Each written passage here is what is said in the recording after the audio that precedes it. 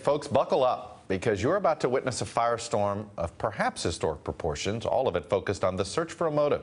Why did the president fire FBI Director James Comey when he did? That question is dominating American politics right now, and for good reason. Did he do it to impede the FBI's criminal investigation into his associates' possible ties to Russia? It's a lot of Democrats and even a few Republicans, and some folks inside the FBI seem to believe.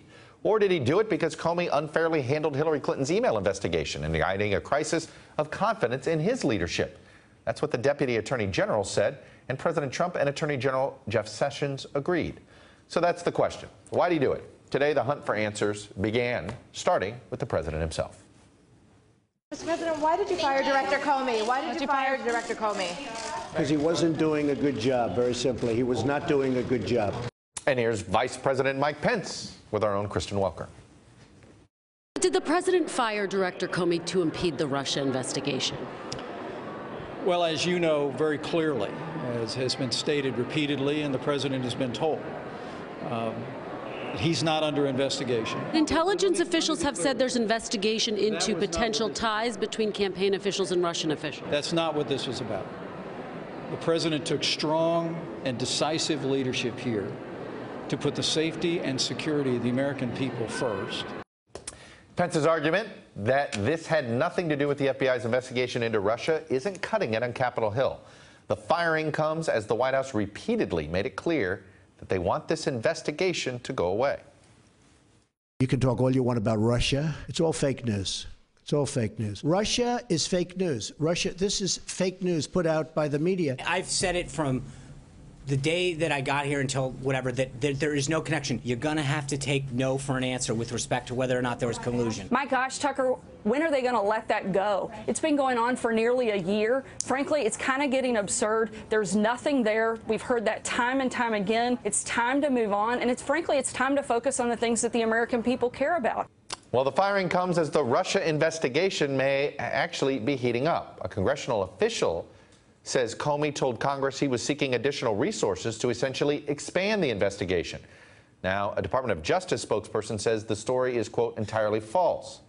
Now, we know the investigation was on the president's mind. In his letter to Comey, Mr. Trump wrote this: "I greatly appreciate you informing me on 3 separate occasions that I am not under investigation." But perhaps the explanation raising the most red flags has to do with Hillary Clinton.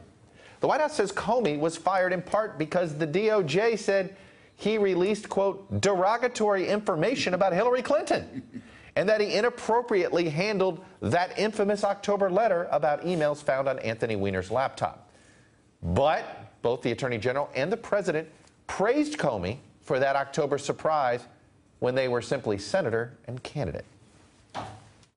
FBI Director Comey did the right thing. When he found new evidence, he had no choice but to report to the American Congress, where he had under oath testified the investigation was over. He had to correct that and say this investigation is ongoing now. It took a lot of guts. I really disagreed with him. I was not his fan. But I'll tell you what he did, he brought back his reputation. He brought it. And just last week, the White House said Mr. Trump had confidence in Mr. Comey. But today, they said Mr. Trump was considering firing Comey from day one. So which is it? Bottom line, the Capitol Hill is more than skeptical about the White House's explanations. A bunch of Senate Republicans are speaking out. Forget just the Democrats. They're pretty united on this.